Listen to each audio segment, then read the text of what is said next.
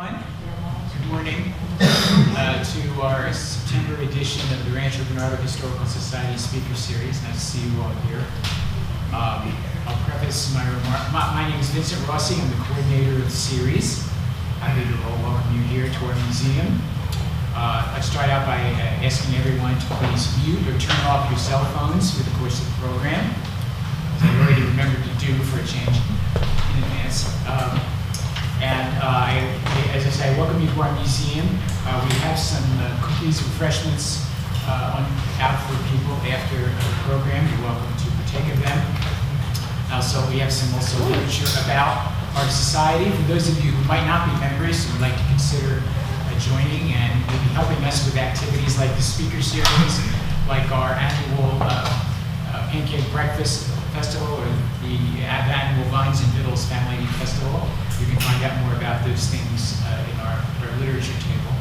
I'm going to include another community event, part of our Rancho Bernardo community, CEC, which has educational classes. And we just got some schedules for the CEC, which were available here on this table. You can take afterward.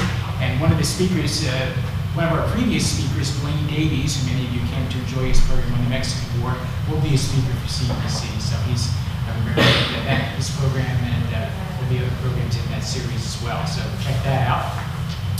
And one more thing, our next program in October the 12th, will feature Anne-Marie Cox, who's a San Diego-based archaeologist and anthropologist, who will be speaking on rediscovering the Miramar restaurant and hotel, which was an old building. Originally, it was one of the houses of the Couts family, which later became a restaurant and hotel, and it was the site of some development and excavations, archaeological excavations, and she will be talking about some of the revealing revelations which came out of the archaeology done at that site. So please mark that on your calendars.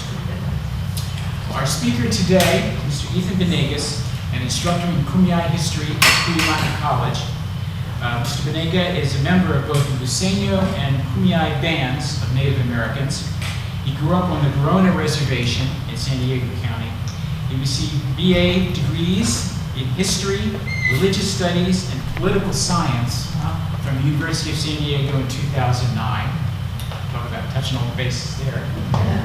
And he received his master's in history in January 2017 from the University of San Diego. And he will be speaking today on Indian gaming in the Kumeyaay Nation. So without further ado, please welcome Mr. Ethan Banegas.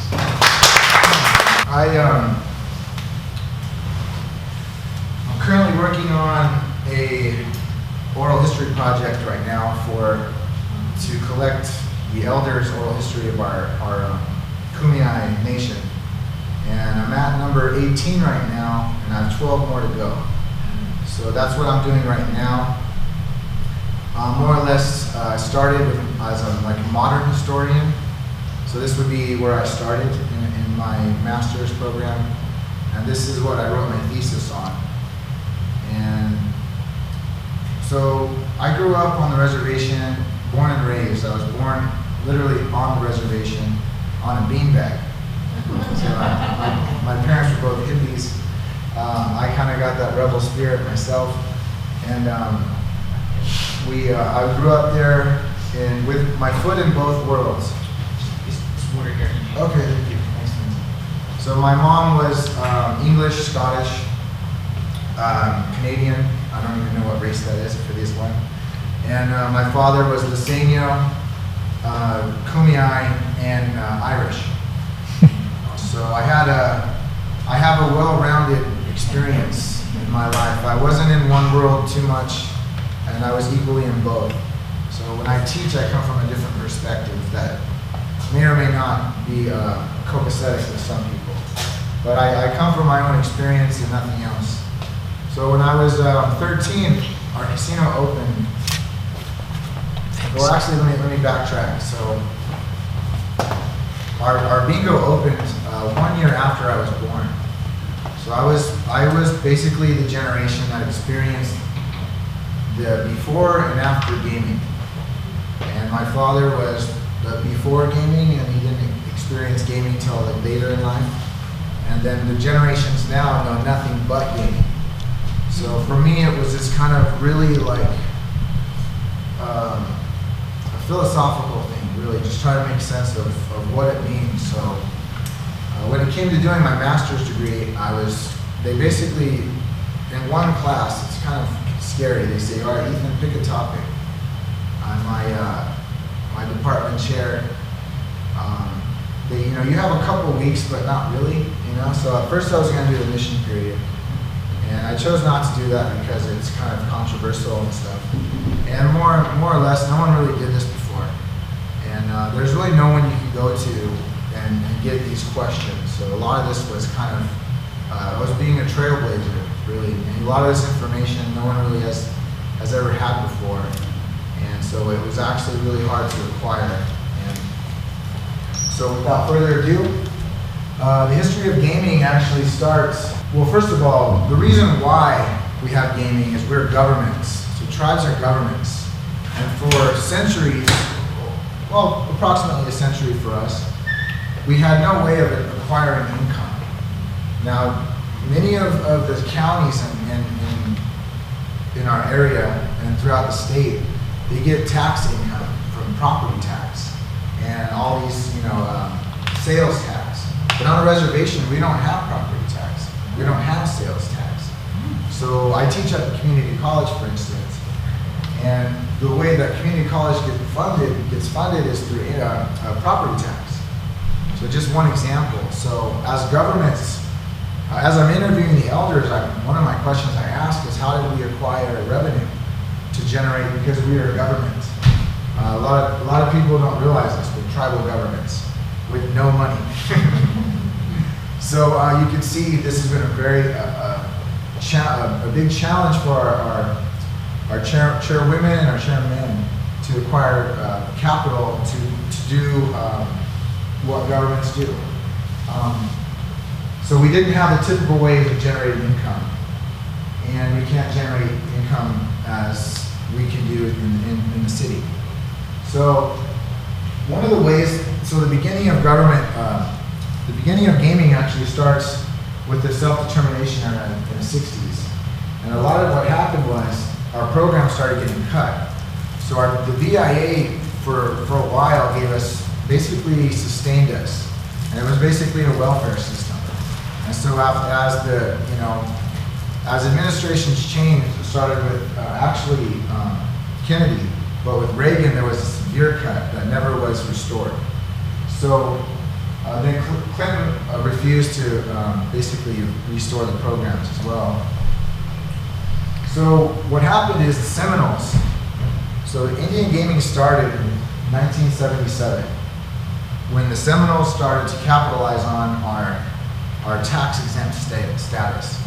So cigarettes were the most taxed thing, and still are, because of the cigarette lawsuits and whatnot, where a lot of the funding. Has anyone ever read or saw that documentary about cigarettes? It was, I think, Philip Morris. I Love You, Philip Morris. So basically, it's the history of the cigarette. How in the 50s, no one knew how bad cigarettes were. But after, when everyone started getting lung cancer, basically the result of that was these really high taxes that the cigarette companies would have to pay all these folks that were getting cancer and whatnot. So as tribal governments, we were exempt from these taxes. So the Seminoles capitalized on this, and they had basically like a cigarette, it's like basically like this, really, a store. And everyone from Florida would come and buy, they would form lines, and they would buy, they'd fill their car with cigarettes. So this basically was, it's kind of like look at it like this, it was kind of like the Wild West. So the beginning of gaming, this era, was the most exciting because you were just trying stuff. And then you look at the government and you're like, what are they going to do? Because we were, like I said in the beginning, we were governments that had no money. So we desperately needed this income. So it actually started with cigarettes. The Seminoles were the ones that were the very first ones. And what happened was they wanted to go a little farther. So the cigarette thing was working, and there's a whole book on this. I'm really summarizing it. It worked, but there was some legal issues, so they wanted to try something else. So they thought of dog racing next, because there's dog racing in Florida. Has anyone been to Florida dog races? No? No? So they were getting these ideas, they didn't come from nowhere. So they say, okay, let's try this dog racing. What happened was, and this really blew my mind, there was actually an individual in the BIA talked to Osley Sanook. And so Osley Sanook and Marcellus hatched the idea of dog racing. Sanook told the Seminole BIA superintendent Maxon about their idea, but Maxon suggested they open a bingo operation. So Maxon was a BIA employee, and he saw they had a bingo operation in the Lakota reservation. So it was actually a BIA agent who had the idea, and that blew my mind. So I mean, this is how history is. It's kind of bonkers sometimes. So when I heard that, I was floored. And yeah, so they had this bingo operation in Pine Ridge, and one thing led to the next, and eventually it became an overnight success. And one of the things about gaming is, one of the biggest criticisms, and it's true, is that in the beginning of gaming there was mafia ties. Because, and if you look at it, like, no one's going to invest in some crazy operation but someone from the mafia, right? Because their money's dirty anyways. They're trying to launder it.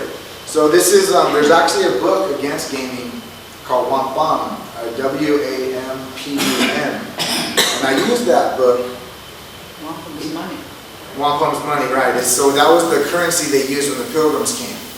And it was also how they, when there was a peace treaty or something, you would send some wampum to facilitate, to basically solidify your agreements. But with this book I used, and in fact he tried to interview our tribal attorney, Art Bunce, and he said no, because he knew his intentions were nefarious. But in fact, I really appreciated this book because I used it to create my thesis on why gaming was good. So I basically used all his weapons against us and turned it around, and put it, you know, almost like judo, and misdirected it. But without his book, I wouldn't have had kind of, you know, every great hero has a great enemy, right? So I used this book, and this is one of the main things of his criticisms. And his name is Daniel Mitchell Craig, Donald Mitchell Craig. I always mess up his name. But he's actually a United States Senator. And he just thinks gaming is just ridiculous, and he can't say enough bad things about it. So I used his book, and he does, and I'll be honest. If someone's got a fair critique, I'm going to be honest too. Oh yeah, you're right. But in our defense, no one was going to invest in gaming if not for the mafia. So you have a lot of really like dirty stuff in the beginning of gaming throughout the whole nation. Like for instance, we were robbed by the mafia. We were shut down 4 times, and one of those times the mafia took our money. Barona was probably shut down more than any other tribe, and we'll get into that a little bit. So this kind of says why. So there was real chaotic in the beginning. We were raided, we were shut down, we would open up, the sheriffs would come in, steal our machines, we'd be stuffing our pocket money. The sheriff's coming, the dogs are coming. You know, but you could look at it like one way or the other. But we were just trying to make our way. This is before the laws were there to protect us or to regulate us. So we were just trying. So basically Harry Hertzberg was a lawyer from Florida. And he saw what was going on in the Seminoles operation. And he thought of applying the same idea to the West Coast. So he was given the idea of Barona through one of his associates. I really don't know the exact story, but Harry was the person to come over and find an operation, and he just so happened it was our reservation in Barona. But he was a lawyer. Now this is key because Harry knew the court cases. And when Seminoles won, they were basically challenged and won in court. Harry had the blueprint. So all he did was take the same blueprint over to Barona, and he knew there was going to be a fight. So it's kind of exciting, you know, this era of the Wild West, that's what I would call it. And so Harry meets up with Barona. Our chairman at the time was Joe Welch. And what happened was they invited all our council members out at the time to go visit the Seminole operation, to check it out. And they came back, and so a lot of people don't know how tribal governments are run. It's a pure democracy. So say this is a tribal government right here, and I vote on, okay, we're going to build a statue of me. I always like this one. Let's vote on it. I could literally do this and put this as an action item. And if it votes 51%, there's a statue that's going to go up right there. In fact, I want to try it just to So we're a pure democracy. And it's really cool, actually, I have a political science major, to be a part of a real democracy. At times, though, you wish it wasn't. I'll say that. You wish we had a republic. But it's really exciting, nonetheless, bad or good. So they get back to our council, and they vote on it. Okay, yeah, let's try it. Why not? And I believe it passed like 20-0 at the time. See, no one really went to council meetings because there really was nothing to vote on. So it's real funny when you see 22-0. It's like, that's how gaming started. So imagine this room, about this size, voting on gaming. So it's really, really cool story, right? So we vote on it to open a bingo hall. And so this is my family, where we come from. And just a note on the bingo hall. So the bingo hall was our old gym, and I'm desperately looking for a picture for it. I wish, because I would put it right here. And it's just this old beat-up gym for like basketball, and that's where our first bingo started. But it's a historical building, because this is where gaming started on the West Coast, on my reservation, on the gym I used to play basketball at. And the great irony is our people don't even know this. So I'm this is really cool being a part of, it's kind of like finding a magic gem or something, you know? But you get up there too. Oh, so I know some of the slides are tenuous. So this actually should be in the beginning, sorry. So this is my grandfather. This is my grandfather, and he actually looks like, resembles a lot of our family as when they're that age. So my great-grandmother, Lenore Banegas, and they're actually from Mesa Grande. So a lot of the folks, so the reservations were created in 1875, but a lot of people, like, you couldn't live in the mountains. So you would have like a summer place and a winter place. So typically, that's how the ancients would have it. You wouldn't have one home. But when it came to creating reservations, you literally had to pick one. So a lot of the folks, my family actually isn't even from El Capitan, but they couldn't stay in the mountains where they were from all year round. So they basically, it was almost like musical chairs. When the reservations were created, you had to okay, this is my home forever. You know, and so this is where my family comes from, Mesa Grande. She's actually from Kumeyaay by Julian. Her mother. And actually, that's a whole nother story. But my family basically comes from El Capitan Grande, and when they built the dam in El Capitan, they were basically forced to move to Barona and Viejas. So Barona and Viejas was created out of the Capitan Grande reservation. We still have rights, like hunting rights and fishing rights, but we can't put structures and we can't live there. So it's still considered reservation area. But there was two villages. One of the villages moved to Viejas, and the other village moved to Barona, where I'm from. But, so yeah, just a history. So, trouble on the hippie front. I came up with. So what happened was, so here's the story. The management companies, when I talk about gaming, when I talk about why it's successful, one of the most important things is a management company. Now, management companies have robbed reservations, they've made reservations prosper, and somewhere in the middle as well. So they're kind of the defining factor of success. The number one factor, however, is location. So the number one location of all is Pechanga. That's the envy of all, because it's right next to Los Angeles. The number two location would be Sycuan, because it's right next to El Cajon, and Barona's number three, so on and so forth. But management companies, so in the beginning, my dad was a part of this vote, is that they wanted to take they wanted 45% of the profits.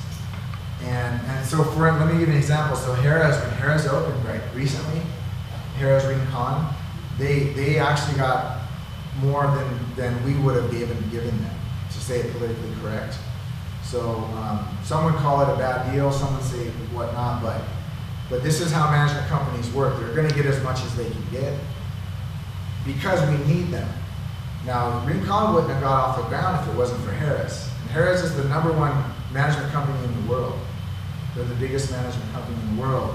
So it's kind of like a sweet and sour relationship where, thank you, but you took too much. So we had this we got lucky with our management company, and it's kind of all over the place with management companies. So we opened a bingo hall in '83, and so when I gave this talk at State, and they have there's a class on gaming at State, and they don't even mention Barona at all.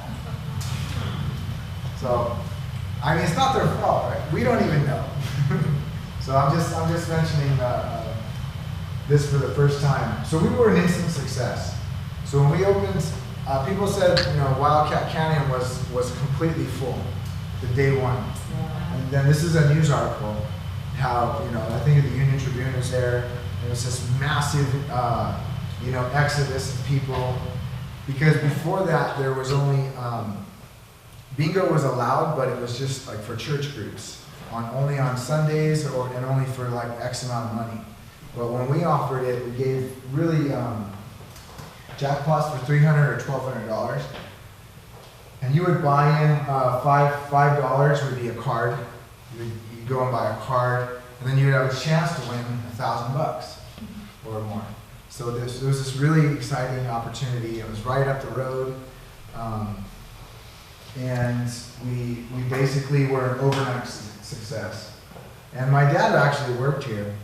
And the cool thing is one of the coolest things about gaming in the beginning is many folks we were poor. We didn't have good jobs. And if you live on a reservation, it's really hard to drive every single day to work. So your options are limited just because of your isolation. So one of the major things the benefits was employment opportunities. And our tribal members, actually, all of them worked at the bingo hall for a short amount of time or a long amount of time. And I have my dad, I should bring it to these. I have my dad's bingo jacket.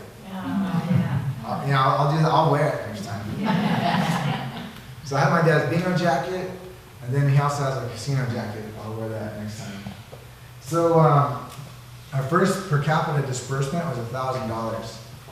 And so we acquired all this money. And that's the other thing interesting about being a Barona tribal member or from any reservation is, you get this money and you're like, okay, what do we want to do with it? Okay, I'll give it to me.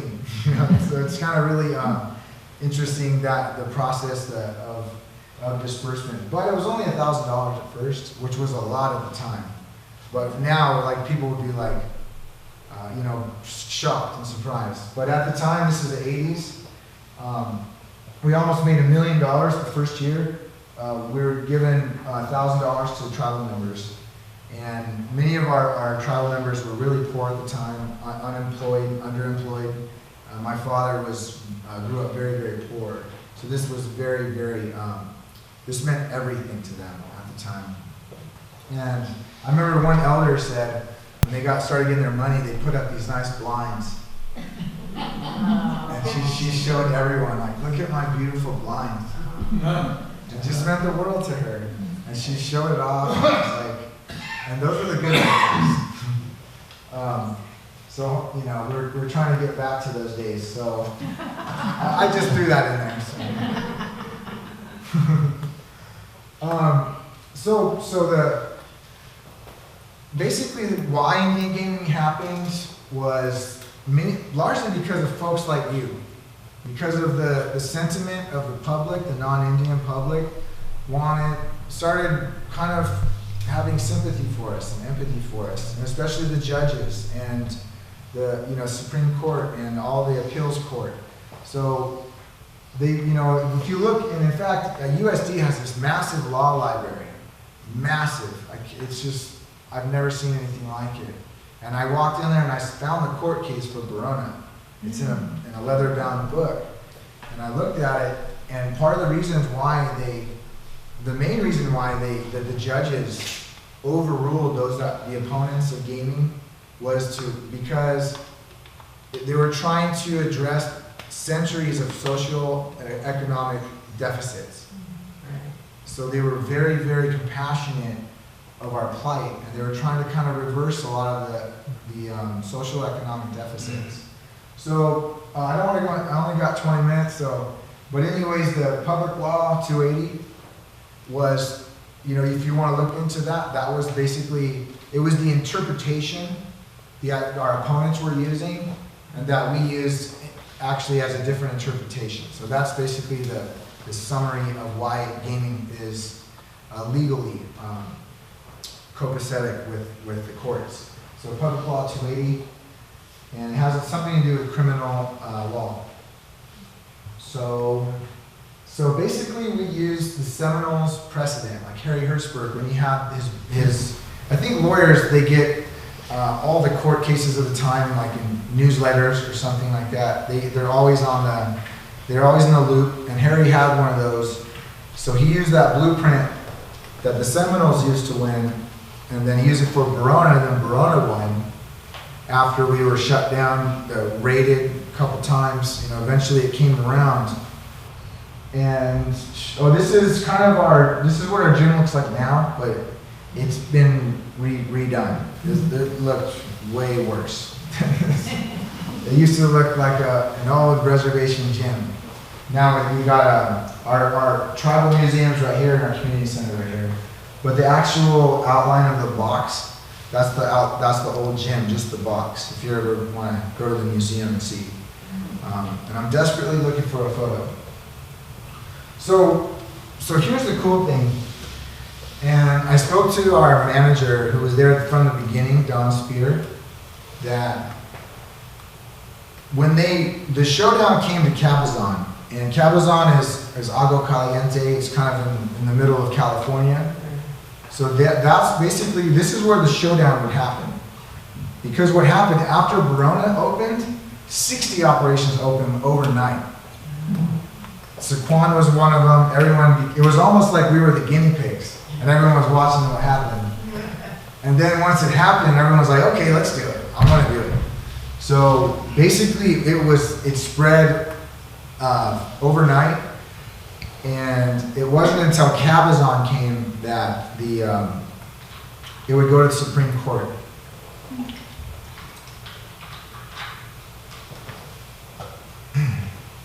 Now, when they were, our manager is actually from Cabazon, the one that basically is mostly responsible for where we are today, being successful. So he came from Cabazon, and when I sat down at lunch with him, he said that the Barona decision was paramount to the Cabazon's decision, which stems actually from Seminoles, which he didn't really know that part. But there's this really, there is continuity. So you have Seminoles, Barona, Cabazon. They're all the same language. They're all the same case case material and so on and so forth. And what happened was the Supreme Court ruled 6-3 to reject California's position. And this was massive. So not only California, but all these states got involved because everyone had gaming in their states. So you had Minnesota, Nevada, everyone was on this one side and all the tribes were on the other. And they were all waiting for this decision. So the Supreme Court ruled in our favor using the same language of Public Law 380 from the Seminoles to Barona to Cabazon. And it basically has to do with our sovereignty. We closed down 4 times. And now it kind of gets, now it's going to be more personal. We're getting real local now. So the other one is more national, like the court cases and stuff. Now this is kind of the kind of anecdotal stuff. So we were shut down by Sycuan the first time because the minute Sycuan opened bingo, no one's going to drive up Wildcat anymore. So our biggest nemesis is our road. It still is, in fact. So it's really dangerous. You know, it's not really dangerous. It's actually better now because we widened it and have double lanes. But it can be dangerous, and we have to always overcome this obstacle of Wildcat Canyon. Sycuan doesn't. And so Sycuan basically shut us down within a month or so. And so we had our empty bingo, empty hall. And so this was actually a crash I saw right behind my road. So I put it in there. I think there was a off-duty police officer in this. And then this guy was speeding. But like the problem with the road is there's, like if someone's in your lane, you can't do anything. And that happens. So this is Don, and that was the chairman at the time, Clifford. Don was the gentleman from Cabazon I just mentioned. And Don asked Clifford to come help us because we were struggling. And he heard about Don, like, hey, you know, he was kind of famous for turning around. He turned around Cabazon. So Don Spear is he's still our manager. He's our manager now. Now he's an advisor, but he's still part of the operation. And he's, you know, these two gentlemen are responsible for the modern gaming aspect because this is after bingo. So after bingo, you have card rooms, and then you have people trying to sneak in slot machines. So it constantly gets, the stakes constantly get higher. And the analogy is similar to gambling. You know, let's just risk, let's see what happens. So we were kind of gambling in our own right, in our own way, by pushing the envelope, by opening card rooms. But all these reservations were doing it at the same time. Clifford met Don. Clifford was working at the electric company. Don accepted. We had a card room initially after the bingo. And then in 1994, we opened the Big Top Barona. So this is the beginning of what I would call the modern casino era. So when I was 13, so I remember this day. Yeah. Do you remember this? Do you remember the Big Top? Yeah. Nice. So it was a Barnum and Bailey circus theme. Yeah. I remember my dad walked me in there. And I was 13, I was just a little guy walking in. And then I look at my dad and he's like, he says to me, he's like, Ethan, he's like, you're never gonna have to struggle like me in my life. You know, and like to me that's just so moving because my dad struggled his whole life in poverty, on government subsidies and whatnot. And I could just imagine what that felt to my dad to know I was gonna be okay. So I remember this day, I was 13 years old. Now you know my age. So here's the thing though. So it's still the Wild West. It's still the Wild West and it kind of got to backtrack from the last slide. So the Seminoles or the Cabazon decision was in 87. Actually, you don't have to backtrack. But we didn't have compacts yet. What is a compact? So yeah, so a compact. So in the Regulatory Act that was a product of the Supreme Court decision in '88. Tribes had to negotiate state compacts with their individual states because states had to ratify their constitutions now. So the states had to change their laws and their constitutions to be in line, like we're doing with cannabis right now. Is a good example. You know how states are kind of ahead of the game and the Fed is not? So now we're waiting for the Fed, if ever, to be in line with cannabis. So gaming would be similar, yeah. Reconciling the laws with the Yes. changes in, Yeah, so here we are now. You have the decision of Supreme Court. Okay, gaming's cool, you guys can do it, but states still have it illegal. So that's what compacts were for. It was reconciling the differences, and a lot of it had to do with money, you know. So the states, right? That's what I tell my students. The answer to 99% of every question is money in history. So, 11 more minutes, coming down the road. So it was still the Wild West because we didn't have compacts. So we're still kind of wondering like what we can even do, if any.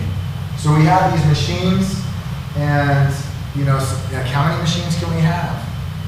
So this opened in '94. Our compact didn't get signed until '99. So Barona, we were the only one to actually do this before compacts. Everyone else was waiting, but Barona was always pushing the envelope, always gambling first. You know, so we're probably the greatest gambler of all. And so we had a big top, and it was still kind of, I don't know, should we be doing this? Are they going to shut us down? And immediately we're again an overnight success. We started out with 100 slot machines, or 1,000, excuse me, which is not a lot for today's standard. And it was a Barnum and Bailey circus. We went from the third most successful casino to the number 1 overnight. Largely because we were gambling more than anyone else. And with our road, we had to, right? Yeah, so we took the risk, right? So then now you enter the compact era. So now gaming kind of gets boring to me. It's like, okay, we got compacts. It's you know, the fun is over. Now it's kind of bureaucracy. It's kind of settled in. Nothing's really going to change. Probably not. Maybe not. So with anticipating the compacts being written, we were already ready to go. Our casino was going to be ready the moment compacts were written. So we had this, where the casino we have now, it was inspired by, so the Barona Ranch used to be a ranch, and we bought it in 1932, and it was this kind of, you know, if you think of the architecture at the time, 1932 ranch in the West, so that's how our casino architecture was inspired. So it kind of had this really, that's why I like it. It's not like out of place, like many casinos are, right? You're like, you know, it doesn't fit the environment. So that's kind of where Barona's different is, you know, it looks like a ranch house, but really big. Looks like it belongs there. Yeah, and I think gamers like that. When you come into the valley, it costs $225 million. Joel Bergman was our architect at the time. Joel Bergman was responsible for doing the Paris in Las Vegas. Has anyone been to the Paris Hotel? So it looks like the Eiffel Tower. So Joel Bergman, he did that and this one as well. And he also did a couple other ones.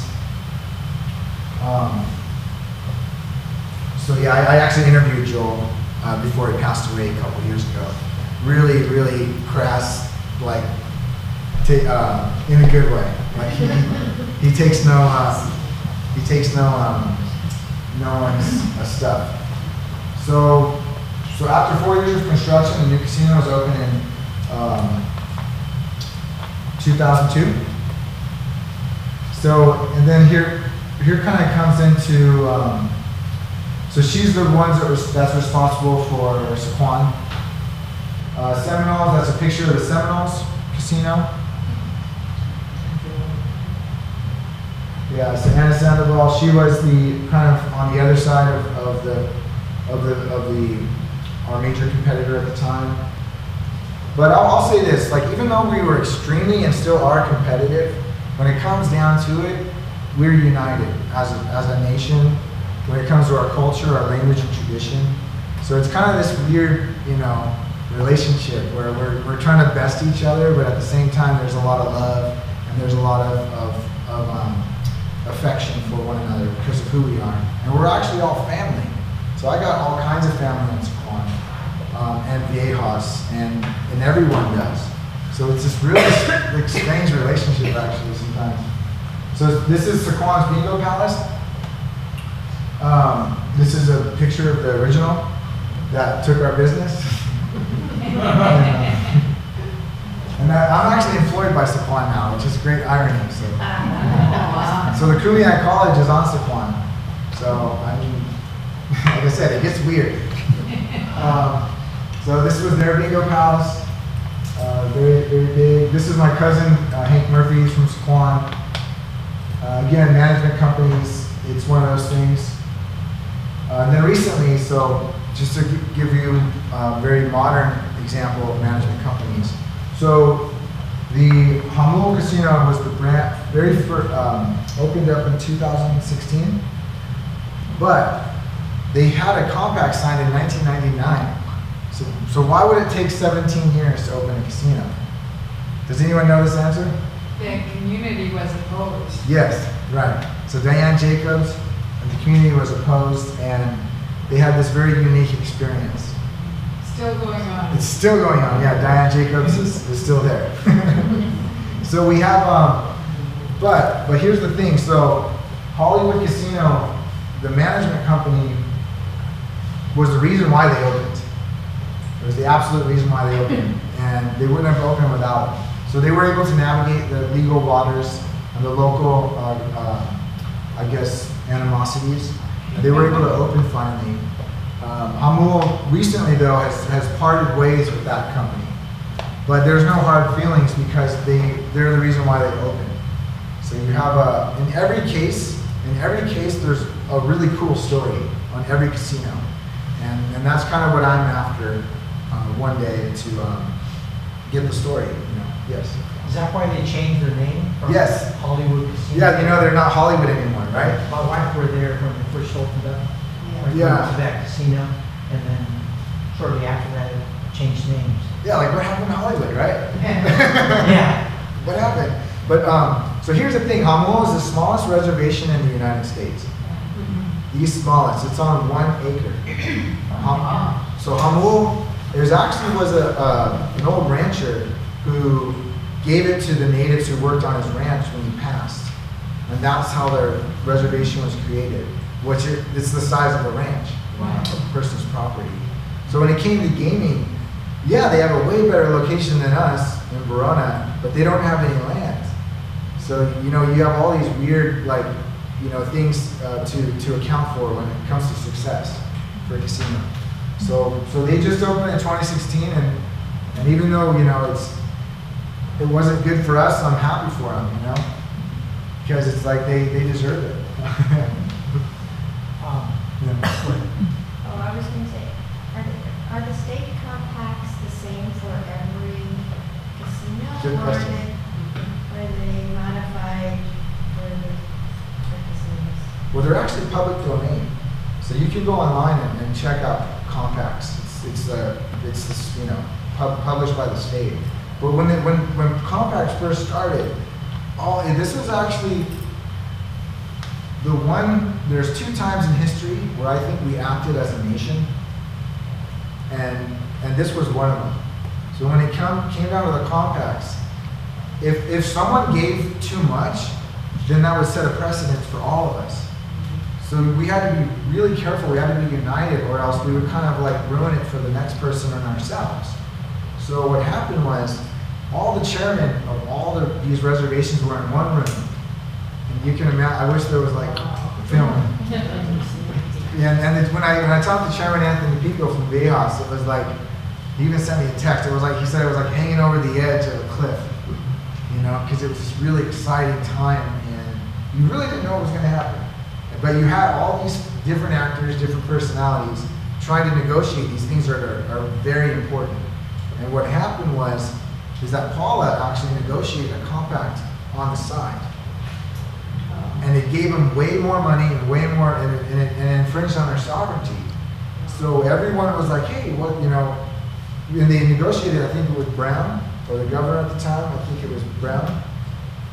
I think so, but, so they had this like side deal on, and you can find it in the papers, it's not a secret. So when this happened, all the tribes were like, hey, Paula, like, you can't do that, we're all together. So eventually Paula came around, and to some extent, to answer your question, the answer is yes. So the compacts are very similar, and it's on purpose, because we didn't want to set a precedent for everyone else that wouldn't be good. So, but moving forward, some compacts are better than others, and they get renegotiated every 10 years.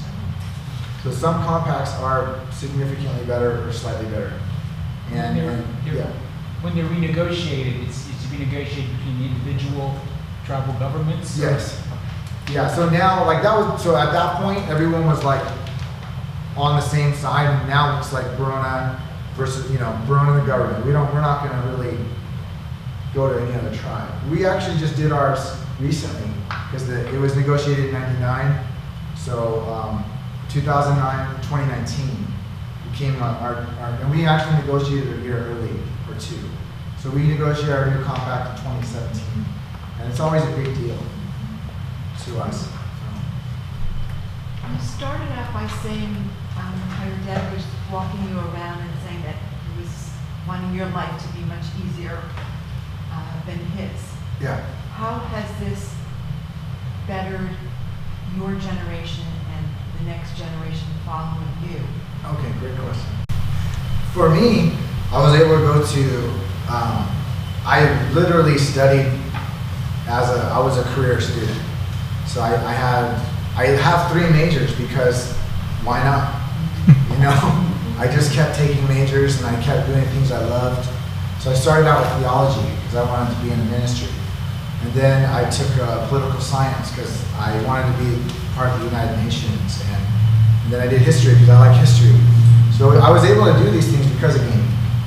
And I was able to study abroad at Oxford and Spain and Mexico.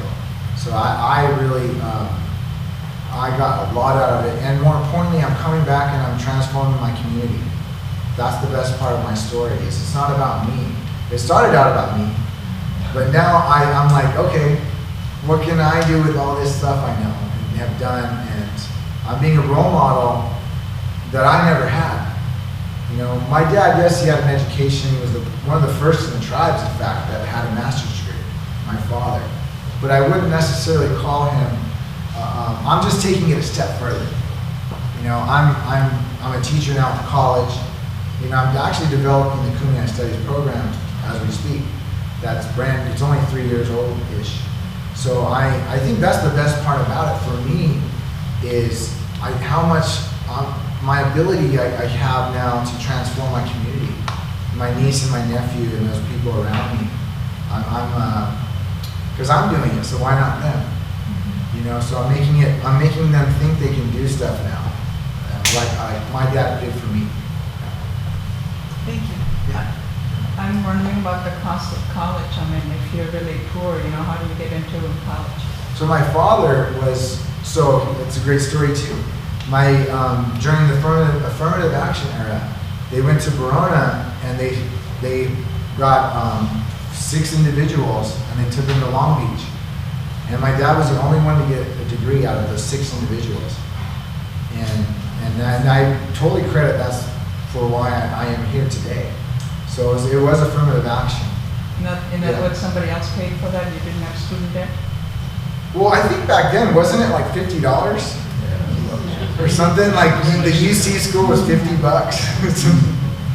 So to answer your question, yeah. So the tribe pays for all my college, 100%. So even my room and board and my food. So you have to apply for it and qualify for it. Not everybody gets it. Well, the hardest part, so our biggest problem as being part of a tribal community is just getting accepted because we're so behind on education. So you're kind of already, your destiny's kind of set when you're in 8th grade to some extent, what college you're going to go to. So our number one problem right now, our number one challenge is getting people ready for college to get accepted. It's not necessarily paying for it. That's already done. Like you can go anywhere you want in the tribal. Basically, I think you get $40,000 per semester. So it's basically, you know, free. But the problem though is getting people accepted and in and even wanting to go. So you're dealing with this kind of, then you got to talk about their family life, you know, their upbringing, and that's a whole nother conversation. So, but you know, I'm kind of the poster child for what you could do if you have the right whatever. So the gaming allows them to pay for your college? Yes. Once you get accepted? Yeah, so the gaming, so on a personal note, gaming has given us housing. We have housing that's not necessarily subsidized, but the payments are low. And you can say that it's subsidized to an extent because the land is free. But the structure itself, I pay the same for a 2x4 as you would, but they make it as low as possible. We get free health care. All my teeth are ruined, by the way, because before this stuff, we had a clinic, and we had one of the worst dentists, and he like ruined all my teeth. So we don't have that many to it. I'm really crazy with my kids' teeth, by the way. So there's that. There's health care. There's education. If I want to do a program, like say I want to do a program with the youth, the tribe would fund that and help out. So it's kind of like, it's up to your imagination, really. Because we're a pure democracy, it's up to your imagination and I guess your charisma and what you want to do with those opportunities. Are federal funds involved in what the tribe does? Wonderful question, glad you asked that. So before gaming, I missed that. Before gaming, our only way to get money was grants. That was it. Besides the BIA would send us some money, which got cut with Reagan. But after that, it was just grants and grants alone. So we still have those available. And in fact, my other family's from La Jolla Indian Reservation, and my cousin's a grant writer. So they're still in that kind of pre-gaming era getting grants. And we still can do that too. There's money, available for natives, like for language acquisition, or stuff like that. They're very kind of a lot more specific. You mean English or foreign language? So right now part of what we're doing at Kumeyaay Studies Program at Cuyamaca College is we have language programs to teach Kumeyaay. Kumeyaay 1, Kumeyaay 2, Kumeyaay 3, and stuff like that. So that's kind of what we're working on now, getting grants right now to support our language programs. Is that the college you teach at? Yeah. So Kumeyaay College is part of Cuyamaca College, which is part of Grossmont College. So it's a written language as well as oral? No, it's a great question. You've got some great questions here. You make my job easy. So our language was not written until the 60s. We didn't have a written language. And in fact, we had to make it up. Right? Like, don't you just make it up? So you have all these like weird spellings. Like even Kumeyaay has like 5 different spellings. And where was I the other day? I was in Vegas, and they had, I couldn't even understand, I barely recognized it, but they had Kumeyaay oysters. And I'm like, oh, that's Kumeyaay. So and we have Kumeyaay in Baja, that's probably where they got it. But yeah, so the language thing, we had a linguist, Margaret Langdon, in the 60s from UC Berkeley, and a couple of our elders literally create the language right on the spot. Wow. Yeah. Pretty cool. I mean, that's like one of the things that we learned from like the local history here, like Rancho Bernardo, a lot of these places, the first names, when the first maps appeared, it was taking the names from the Spaniards because there was no written, I mean, the Native Americans had names for the places, but they weren't written down. Yeah. Which is that's why this became the Valley of St. Bernard and the Valley, this sort of thing. Yeah. But it's interesting that they're at least, and so it was the 60s when they started to develop, okay. And I would say it's still being developed as we speak. So Barona has a Kumeyaay dictionary that just came out like 10 years ago. But Mesa Grande had a dictionary in 10 years before that. And if you read those two dictionaries, they're not the same. So that's what we're doing. Just, you know, where we're at today is that's very important to us. Is, you know, learning, I guess, relearning our language, because there's 55 speakers left on this side of the border. No, I take that back. There's 55 on that side of the border in Baja. There's only 12 on this side of the border. So we only have a dozen left, and then when I'm an elder, we're probably going to have 0 unless we do something about it. But being a history person, I got to focus. You know, that's someone else's job. But just to tell you what's going on, it's endangered and about to go extinct, because once the speakers are gone, it's gone. Yeah. So this is just to preserve history, because obviously you speak English in the United States. Yeah. Okay. Yeah, for me, so my thing is just history all the way. That's why I'm doing the oral history program, and it's such a big chunk I bit off already, you know, because we have a Kumeyaay textbook right now, and it's 100 pages, but we need more content too. Because being a Kumeyaay history teacher, I have to admit, I didn't have enough content. So I'm trying to really, that's my life's work is to pursue that goal. So when I'm gone, the next person in line is not going to struggle like I do to find content. And my father was the owner and founder of Kumeyaay.com. And when he passed away, it was given to me. So I'm in the process of developing that site for anyone, really. If you want to learn about us, you can just go right online and see, and it's right there. Will it be sent to the Library of Congress to be preserved also? Because that's... I don't know. What do you think? Well, I think it should be, because that's like... History. Yeah, that's Library where of Congress? they preserve everything. I know they have an oral history portion there. No one's ever said that to me, actually. I didn't think about that. Yeah. That sounds good. I worked for many years with the local tribes here. Yeah. And I remember working at Viejas with Chairman Anthony Pico. Yeah. When they started their bungee jump. Remember that? Oh, really? I kind of, the big tower? Yeah, big tower. Yeah, I heard forgot, but I was that remember. part of their first endeavor into getting into a profit business? So it's kind of weird when you Pre-casinos? So I did my thesis on Viejas, Sycuan, and Barona. But Viejas is kind of like unrelated to Sycuan and Barona. Like Barona and Sycuan have this kind of real connected gaming history. And Viejas is kind of like, they kind of did their own thing. They were kind of late to the game. They were kind of marching to their own beat. But yeah, everyone kind of had these growing pains. He's like, oh, that's a bad idea, you know? You kind of like, that's kind of how you figured it out. Like, for instance, Barona, we used to have Kenny Rogers there. Does everyone remember that? But we don't do that anymore. So we took all that entertainment stuff out. So we strictly do gaming. But Sycuan, now they have all these people coming in a new casino, like, what is it, like Zach Brown or someone like that. So every casino kind of finds their identity over time, like, oh, I don't want to do that, I want to do that kind of thing. But yeah. This may sound like a strange question, but what about voting rights? When did they come about? 1924. Ah. So when we became citizens. So when you think of a native, when I call what a native is, it's a political identity.